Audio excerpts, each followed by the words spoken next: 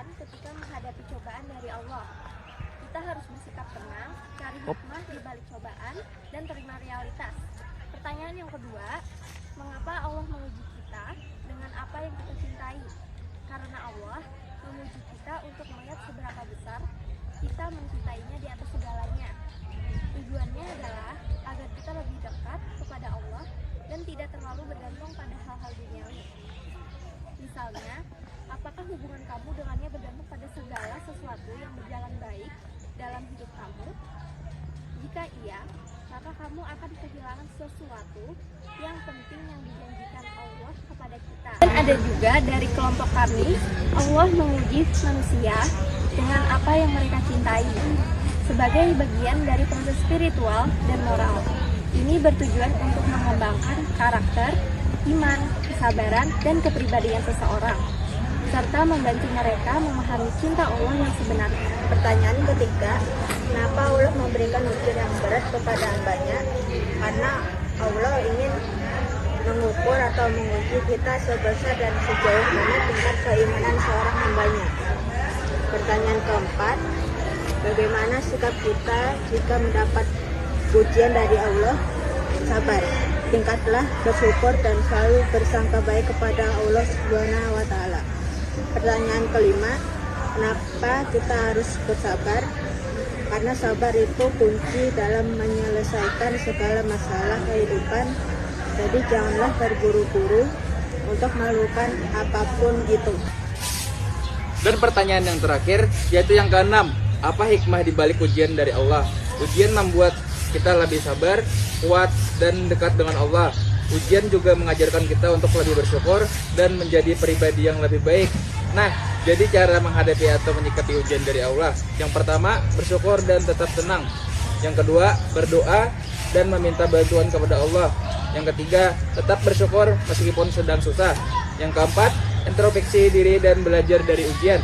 Yang kelima, terus berusaha dan jangan mudah menyerah.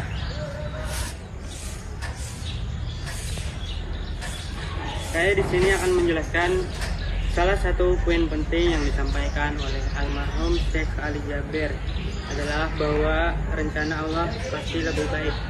Apa yang kita anggap buruk atau sulit mungkin justru terbaik untuk kita di masa depan. Allah lebih tahu apa yang kita butuhkan dan apa yang terbaik untuk kita. Oleh karena itu, penting selalu berprasangka baik kepada Allah dan yakin bahwa rencananya adalah yang terbaik. Ujian ini mengajarkan kita untuk bergantung kepada Allah, melatih kesabaran, dan mengingatkan bahwa segala yang kita miliki hanyalah sementara dan titipannya. Jika ujian terasa berat, maka ingatlah, Allah tidak akan memberi ujian di luar kemampuan kita. Tetap berdoa, minta kekuatan, dan cari dukungan orang terdekat. Yakinlah, setelah kesulitan pasti ada keuntungan. Karena Allah tahu apa yang terbaik untuk kita. Kadang kita tidak paham sekarang, tapi Allah punya rencana yang lebih baik untuk masa depan kita. Di dalam Al-Quran surah Al-Imran ayat 191 menjelaskan bahwa sedekah bukan menciptakan atau menjadikan sesuatu itu sia-sia, melainkan ada hikmahnya. Ada juga di dalam Al-Quran surah Al-Baqarah ayat 196 mengucapkan Inna lillahi wa inna ilaihi raji'un. Artinya, sesungguhnya kami milik Allah dan kepadanya kami kembali. Kelompok kami punya kata-kata buat kalian. Belajar bersabar, lalu ikhlas. Kemudian kita akan mengerti arti bersyukur. Apa yang kita inginkan belum tentu yang terbaik. Apa yang Tuhan beri pasti yang terbaik.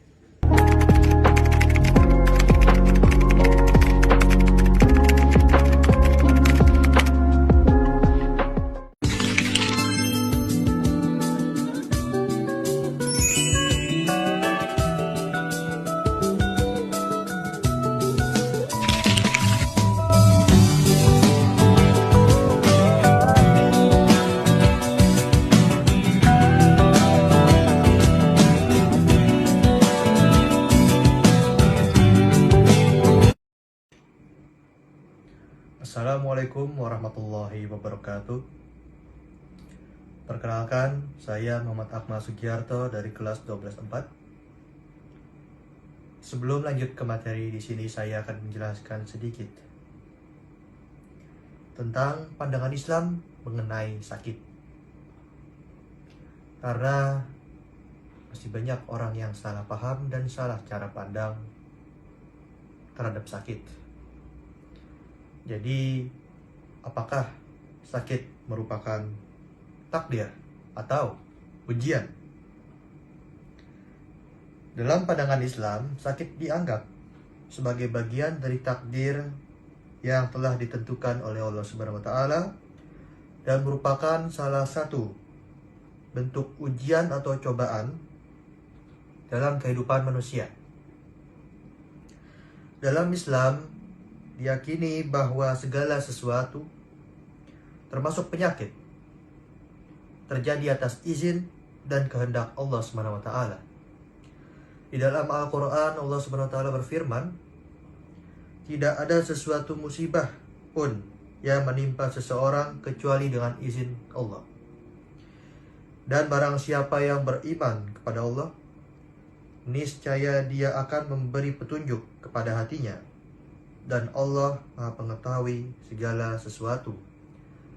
Al-Quran Surah Al-Taghabun ayat 11.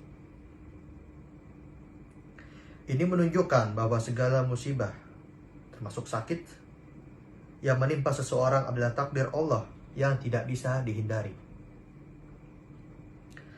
Sakit sebagai ujian untuk menguji kesabaran. Islam mengajarkan bahwa sakit merupakan ujian dari Allah Subhanahu wa taala untuk melihat sejauh mana seseorang bersabar dalam menghadapi cobaan hidup. Allah berfirman dalam Al-Quran, "Dan sungguh akan kami berikan cobaan kepadamu dengan sedikit ketakutan, kelaparan, kekurangan harta, jiwa, dan buah-buahan, dan sampailah kabar gembira kepada orang-orang yang sabar." Al-Quran Surah Al-Baqarah ayat 155. Seperti yang sudah dijelaskan Ustadz Abdul Somad, sakit ada 3, yaitu pertama, untuk menghapus dosa, kedua, untuk menaikkan derajat, ketiga, mendapatkan pahala melebihi jihad. Sakit sebagai penghapus dosa. Sakit dapat menjadi Allah Subhanahu wa taala menghapus dosa-dosa seorang muslim. Dalam berbagai ayat Al-Quran dan hadis Rasulullah SAW yang menjelaskan bahwa setiap penderitaan, baik itu berupa sakit, kesedihan, atau musibah lainnya berfungsi sebagai cara untuk membersihkan dosa. Ada banyak hadis yang menjelaskan hal ini. Salah satunya adalah, tidak ada seorang muslim yang tertimpa suatu penyakit atau sejenisnya, melainkan Allah akan menggugurkan bersamanya dosa-dosa seperti pohon yang menggugurkan daunnya. Hadis riwayat Bukhari dan Muslim. Sakit untuk menaikkan derajat seseorang. Selain menghapus dosa, sakit adalah cara Allah untuk mengangkat derajat seorang hamba. Orang yang bersabar dan ridho atas ketetapan Allah dalam sakitnya akan mendapatkan derajat yang lebih tinggi di akhirat. Rasulullah Shallallahu Alaihi Wasallam bersabda, "Sesungguhnya seseorang akan diberi derajat yang tinggi di surga." Lalu ia bertanya, "Bagaimana aku bisa mendapatkan derajat ini?" Maka dikatakan kepadanya, "Karena doa anakmu untukmu dan musibah yang menimpa, sakit, kesusahan yang engkau hadapi dengan sabar." Hadis riwayat Ahmad. Ini menunjukkan bahwa sakit yang dijalani dengan keikhlasan dan kesabaran bukan hanya memberikan pahala, tetapi juga menaikkan kedudukan seorang hamba di sisi Allah. Sakit mendapatkan pahala melebihi jihad. Ustadz Abdul Somad mengatakan dalam keadaan sakit, jika seseorang tetap bersabar, rida, dan menerima takdir dengan ikhlas, maka pahala yang didapatkannya melebihi jihad. Selain itu, hadis lain dari Abu Hurairah radhiyallahu anhu menyebutkan bahwa sesungguhnya pahala yang paling besar adalah dengan ujian yang besar. Dan sesungguhnya apabila Allah menyintai suatu kaum, maka mereka diuji. Barang siapa yang rida, maka baginya keridaan Allah. Dan barang siapa yang marah, maka baginya kemurkaan Allah. Hadis riwayat Tirmizi, Ibnu Majah, dan Ahmad. Orang yang sakit dan bersabar bisa mendapatkan pahala yang sangat besar. Bahkan bisa melebihi amalan lainnya, tergantung pada tingkat kesabaran dan keikhlasan mereka dalam menghadapi ujian.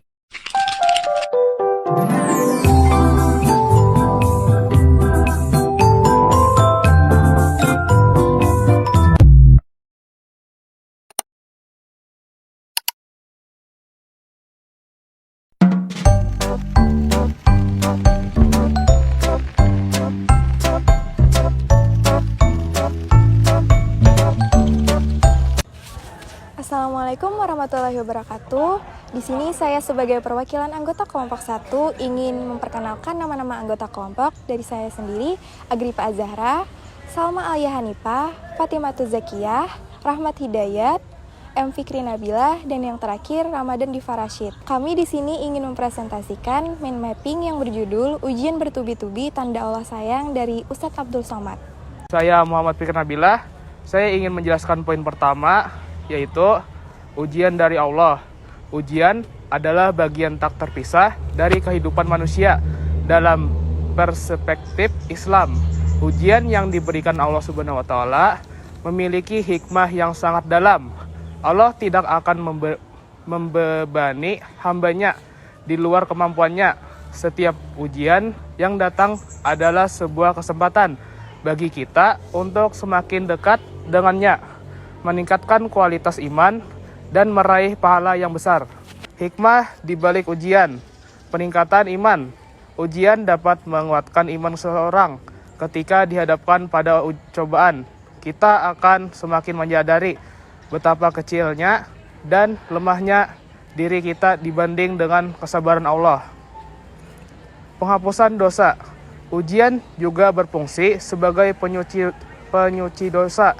Rasulullah SAW bersabda, sesungguhnya Allah jika mencintai sesuatu kaum, maka Dia akan menimpakan ujian kepada mereka. Peningkatan derajat. Orang-orang yang sabar dalam menghadapi ujian akan mendapatkan pahala yang besar dan derajat yang tinggi di sisi Allah. Pembuktian keimanan. Ujian adalah sarana untuk membuktikan keikhlasan dan kesabaran seorang hamba dalam menjalankan perintah Allah dan menjauhi larangannya. Saya Salma Alia Hanifah. Di sini saya ingin menjelaskan poin kedua, yaitu makna istiraj. Istiraj merupakan bentuk tipu daya dari Allah Subhanahu wa taala yang diberikan kepada seseorang yang sering melakukan maksiat dan jarang beribadah. Namun, hidupnya terus dilimpahi kenikmatan. Istiraj dapat terjadi dalam berbagai bentuk kenikmatan, seperti harta, kekuasaan, dan kedudukan. Banyak orang terjebak dalam istiraj karena mereka merasa bahwa kenikmatan yang didapatkan adalah anugerah yang memuliakan. Padahal sebenarnya kenikmatan tersebut adalah sebuah ujian yang harus dihadapi. Istiraj dapat membuat manusia lupa kepada Allah Subhanahu wa taala dan merasa bahwa mereka tidak membutuhkannya lagi. Istiraj seringkali menipu manusia dengan mengalihkan perhatian mereka dari kebenaran yang sebenarnya dan membutakan mereka terhadap bahaya yang mengintai di balik kenikmatan yang mereka rasakan. Di sini saya ingin menjelaskan poin ketiga, orang fasik. Orang fasik ialah orang yang sadar akan perbuatannya yang salah, namun tetap melakukannya. Orang fasik diajab di dunia melalui kenikmatan yang menjauhkannya dari Allah. Perkenalkan, nama saya Ramadan Diva Rashid. Saya ingin membacakan poin keempat mengenai hikmah ujian bagi orang beriman. Ujian dan kesabaran. Allah bersama orang yang sabar dan ujian itu membersihkan hati serta mendekatkan mereka kepada Allah. Orang yang sabar diberikan balasan yang dapat dihitung. Sabar dan ridho, orang yang bersabar tidak takut dan sedih akan mendapatkan balasan surga. Saya Rahmat Hidayat, saya ingin menjelaskan poin kelima, peran hati. Hati adalah pusat kebaikan atau keburukan manusia. Jika hati baik, seluruh tubuh akan baik. Jika hati rusak, seluruh tubuh akan rusak. Sesungguhnya segumpal itu adalah hati. Saya Salma Alia Hanifah. Di sini saya ingin menjelaskan poin ke-6, yaitu umat yang istiqomah. Istiqomah berarti mau bersikap teguh untuk melakukan suatu kebaikan, membela dan mempertahankan keimanan keislaman meski harus menghadapi godaan. Melakukan ibadah secara istiqomah merupakan suatu hal yang paling dicintai oleh Allah Subhanahu wa taala. Orang-orang istiqomah termasuk golongan husnul khotimah, yakni mereka ikhlas dalam beramal hanya karena Allah Ta'ala, yaitu dengan menaati apa yang telah diperintahkan oleh Allah Ta'ala kepada mereka. Orang yang istiqomah juga akan diberikan ketenangan dan kebahagiaan oleh Allah serta tidak merasa takut maupun sedih. Poin ke-7, pahala dan ganjaran. Orang yang bersih hatinya, orang yang datang kepada Allah dengan hati yang bersih akan mendapat salam dari Allah dan kekal di surga. Dari Allah yang Maha Pengasih. Umat Islam yang bersedekah, orang yang bersedekah dengan ikhlas seperti memberi makan kepada orang yang memerlukan atau membantu orang yang susah akan mendapatkan ganjaran pahala yang besar. Ini disebut dalam banyak hadis Nabi Muhammad SAW sebagai tindakan yang sangat dihargai. Saya Agripa Zahra, di sini saya akan menjelaskan poin ke-8, yaitu kunci keselamatan. Orang yang beriman dan bertakwa dianggap akan mendapatkan kunci keselamatan di dunia dan akhirat. Iman yang kuat kepada Allah dan ketakwaan yang konsisten dalam menjalankan perintahnya serta menjauhi larangan-larangannya diyakini sebagai jalan menuju kebahagiaan sejati, kedamaian batin, dan keselamatan dari siksa akhirat. Dalam Al-Quran juga banyak ayat menyebutkan bahwa orang-orang yang bertakwa dan diberi kemudahan, pertolongan, serta tempat yang baik di sisi Allah. Perkenalkan, nama saya Fatimah Zakiyah. Di sini saya ingin membacakan poin ke-9. Poin ke-9 yaitu adalah tujuan manusia, merenung dan berpikir. Manusia diperintahkan untuk merenungkan Al-Quran dan kisah-kisah Nabi untuk mendapatkan hikmah. Hikmah adanya kisah dalam Al-Quran adalah sebagai bukti akan kerasulan Nabi Muhammad SAW dengan menegaskan bahwa Al-Quran adalah wahyu dari Allah. Sebagai hamba Allah, manusia harus tunduk dan taat kepada segala aturan dan kehendak Allah serta mengabdi hanya kepadanya. Poin-poin ini menekankan bahwa ujian dan kesulitan yang dihadapi manusia adalah bentuk kasih sayang Allah untuk membersihkan dosa dan meningkatkan derajat mereka, serta pentingnya menjaga hati tetap bersih dan istiqomah. Itu saja penjelasan dari kami, kelompok 1, tentang ujian. Terima kasih. Assalamualaikum warahmatullahi wabarakatuh. Kalau hanya untuk mengejar wanita yang lain, buat apa sih benang biru kau sulaman. Assalamualaikum warahmatullahi wabarakatuh. Perkenalkan, kami dari kelompok 2 dengan beranggota saya sendiri, Ferdi, dan di sebelah saya Abdul Latif, dan di sebelah kiri saya Siti Alsyamulida, dan sebelah kiri saya lagi Siti Nafisah Rahmina, dan sebelah kiri saya lagi dengan saya Muhammad Naki. Di sini kami ingin membuat video tentang masalah ujian dari Allah, di mana ini adalah pembelajaran PABP. Selamat menyaksikan.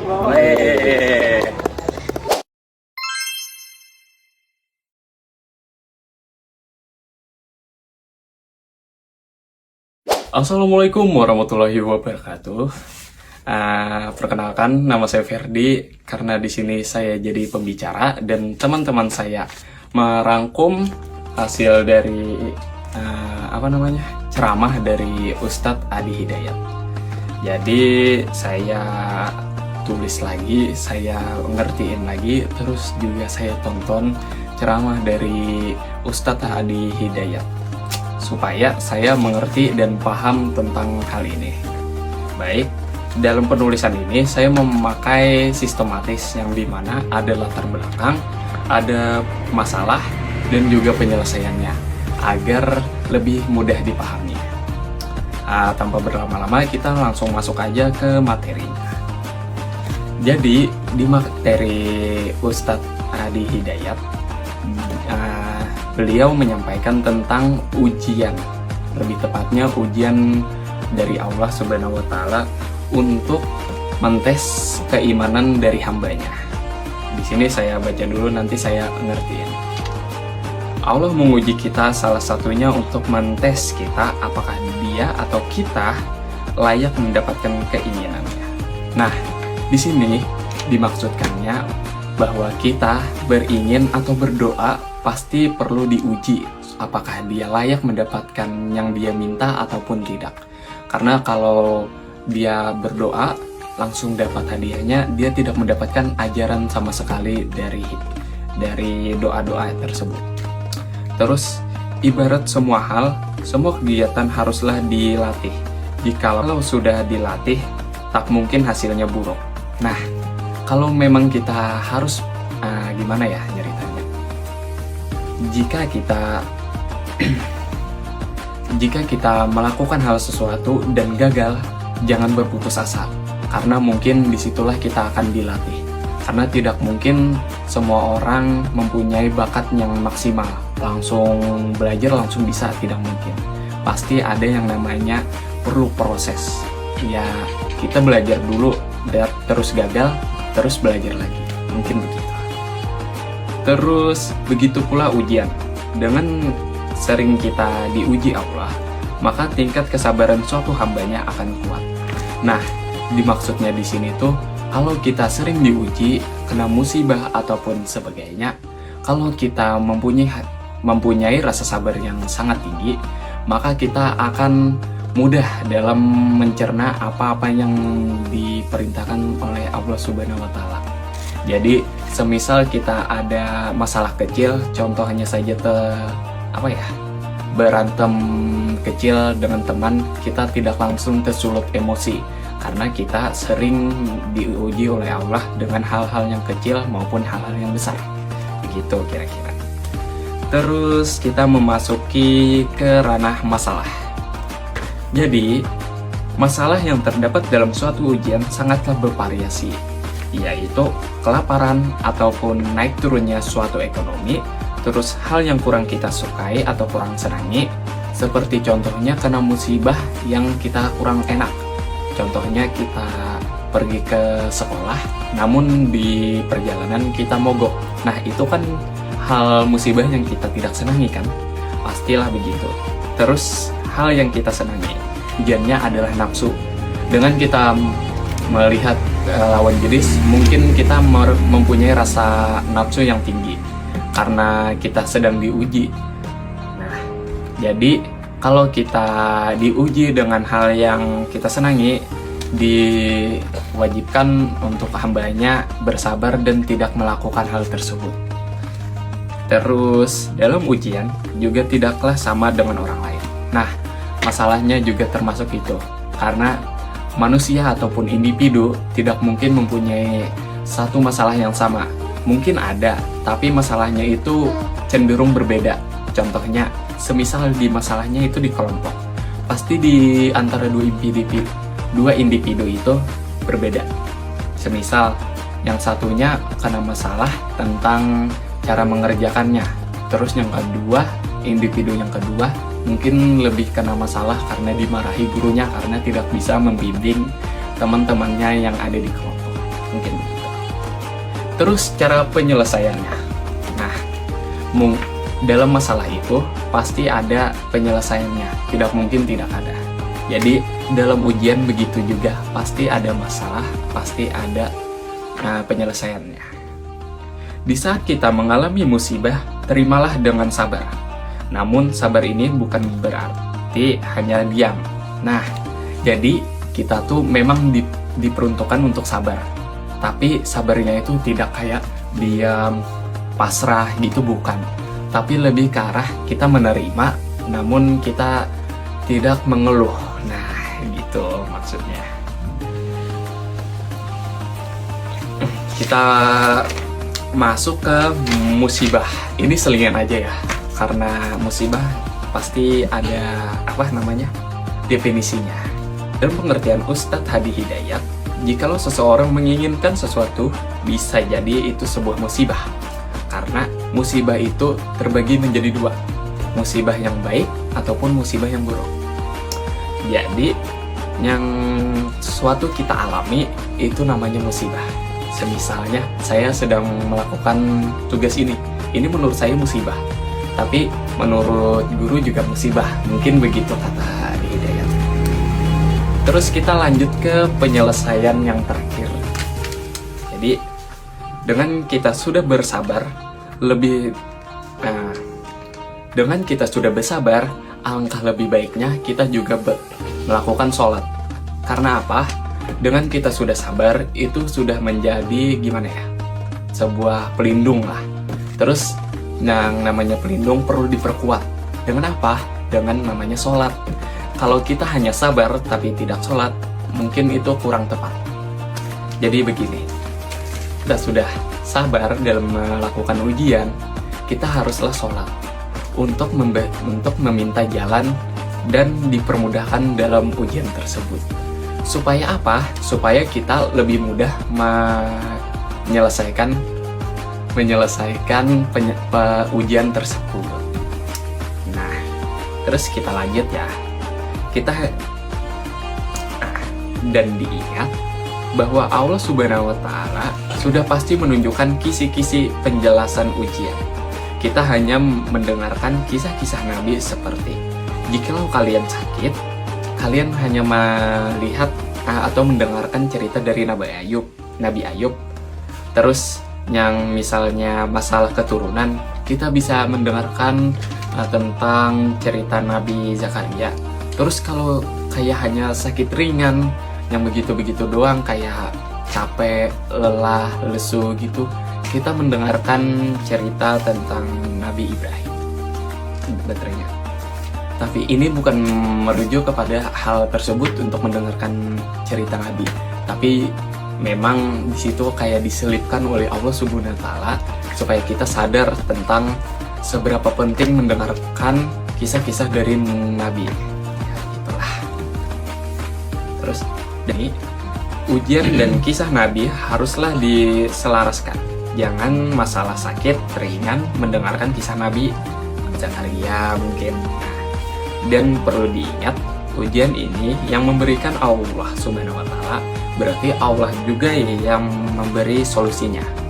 Semisal kita kena masalah dengan teman, kita berdoa aja teman-teman supaya kita bisa baikan lagi.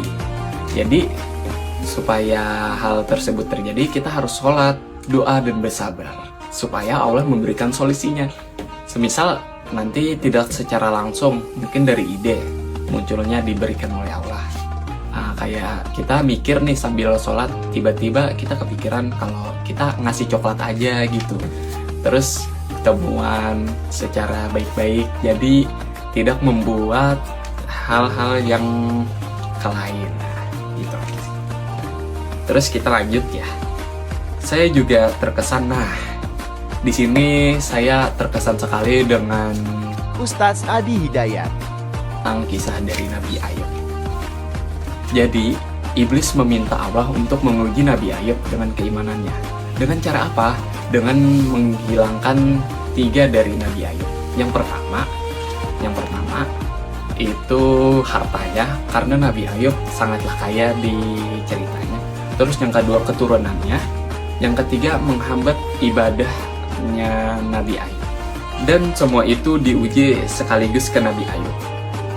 Namun anehnya, Nabi Ayub semakin taat dan 2 kali lebih banyak beribadah kepada Allah Subhanahu wa Ta'ala. Hal tersebut janggal kan? Kalian nih kena musibah, terus kalian malah jadi tambah alim. Mungkin sebagian orang itu aneh, karena kalian yang sedang diuji, kenapa jadi kalian semakin gencar dalam ibadah? Jadi begini, dalam prinsip Nabi Ayub, semua hal yang kupunyai adalah titipan. Nah, dan sebagai seorang yang dititipkan, jikalau nantinya pemiliknya barang tersebut mengambil dan dalam keadaan bagus, maka dirinya sudah sempurna menjaga barang tersebut. Lantas, mengapa dirinya bersedih dengan hal yang dititipkan oleh orang lain? Jadi begini secara singkatnya. Nabi Ayub mempunyai prinsip bahwa dia itu seorang yang dititipkan.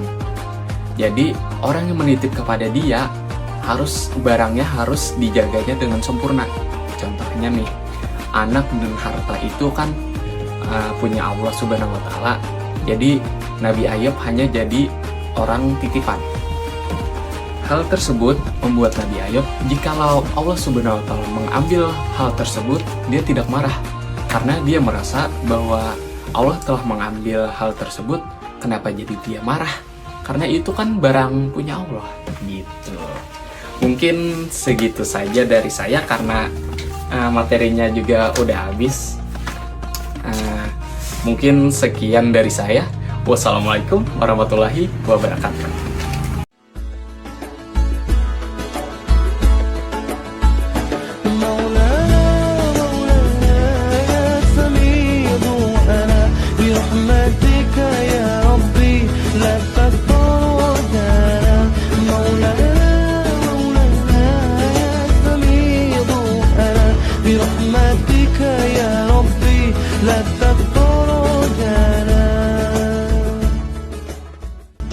Assalamualaikum warahmatullahi wabarakatuh. Saya Gamesa Pratama, kelas 12/4. Orang yang tidak beriman kepada Allah Subhanahu wa Ta'ala sering kali melihat musibah sebagai bentuk ketidakadilan atau kurangnya kasih sayang dari Allah Subhanahu wa Ta'ala. Mereka belum mengenal Allah dengan baik dan tidak memahami hikmah di balik musibah. Pandangan mereka tumpul dan tidak cerdas terhadap ketentuan Allah. Musibah dianggap sebagai malapetaka yang tidak membawa kebaikan, sehingga menimbulkan prasangka buruk kepada Allah Subhanahu wa Ta'ala. Terima kasih, saya Gamesa Pratama. Assalamualaikum warahmatullahi wabarakatuh. Bagi orang yang beriman, musibah di dunia adalah bentuk ujian yang mengandung kebaikan. Mereka percaya bahwa ada nikmat di balik setiap musibah, baik itu berupa penghapusan dosa, pengangkatan derajat, atau tabungan pahala untuk akhirat. Orang beriman melihat musibah bukan sebagai bentuk hukuman, tapi sebagai kesempatan untuk mendekatkan diri kepada Allah dan meningkatkan keimanan. Pada para pemimpin ketika sedang ditimpa musibah, beliau ketika sedang ditimpa musibah selalu mengingat bahwa di balik-balik itu selalu ada nikmat. Juga setiap kali bertemu musibah, beliau menekankan pada diri beliau bahwa musibah duniawi adalah termasuk nikmat, dan juga karena di kehidupan akhirat nanti jauh lebih berat dan kekal. Muhammad SAW, orang yang paling berdoa, beliau semasa hidupnya namun beliau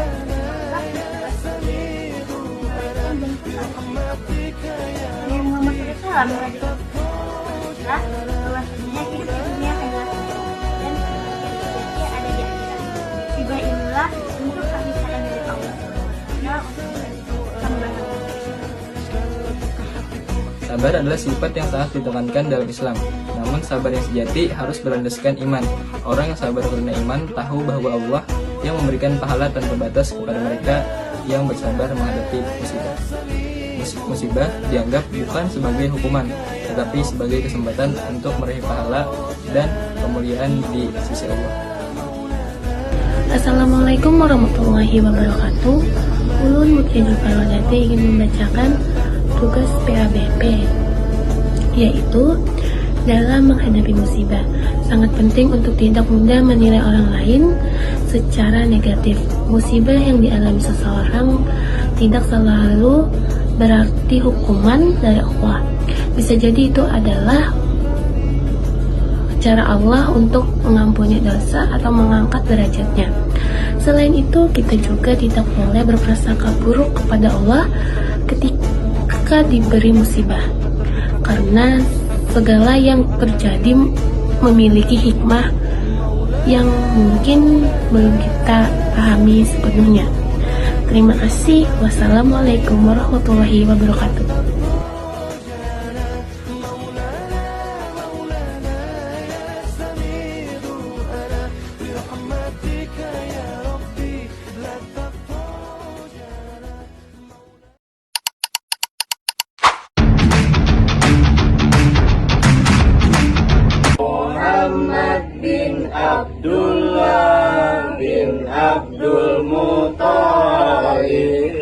bin Hasim bin Abdul Manaf bin Qusay bin Kilab bin Murrah bin Ka'ab bin Lu'ay bin Ghalib bin Fihr bin Malik bin Nadir bin Kinana bin Khuzaimah bin Mudraika bin Ilyas bin Mudra bin Nizar bin Ma'ad bin Adnan. Assalamualaikum warahmatullahi wabarakatuh. Kami dari kelompok 4. Di sini kami akan membacakan isi dari ceramah Ustadz Hadan At-Taki yang berjudul Bagaimana Menghadapi Ujian Dalam Hidup Islam.